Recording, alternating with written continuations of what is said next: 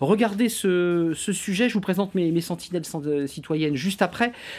Sujet de Germain Andrieux qui revient tout simplement sur cette bataille entre les deux hommes, sans compter quelques ténors qui ont essayé de jouer les troubles-fêtes. Regardez ce sujet. Jean-François Copé et François Fillon côte à côte, c'était début 2012, autrement dit, il y a une éternité. Tous les deux sont aujourd'hui candidats pour la présidence du parti, pour le moment. Mais pour être sur la ligne de départ, une condition obligatoire, 7924 parrainages. Une formalité pour Jean-François Copé, François Fillon ou encore Xavier Bertrand. Mais le troisième homme qualifié a finalement jeté l'éponge sans renoncer à 2017. Je serai candidat à la primaire pour l'élection présidentielle de 2017. Et donc, c'est la raison pour laquelle je ne me lance pas dans la compétition pour la présidence de l'UMP.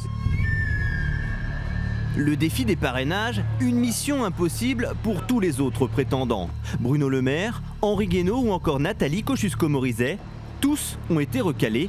Le duel est donc confirmé et contesté. Je pense que le duel est porteur de risques.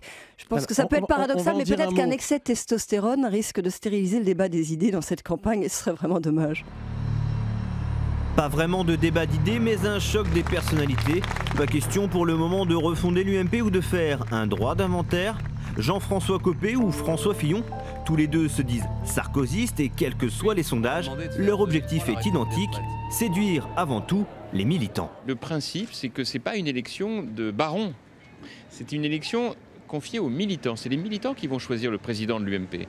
Et c'est un suffrage universel direct. Je ne suis pas plus favori qu'un autre, je suis un candidat parmi les candidats et un militant parmi les militants. Le duel agace, du coup Henri Guénaud dénonce un dysfonctionnement démocratique.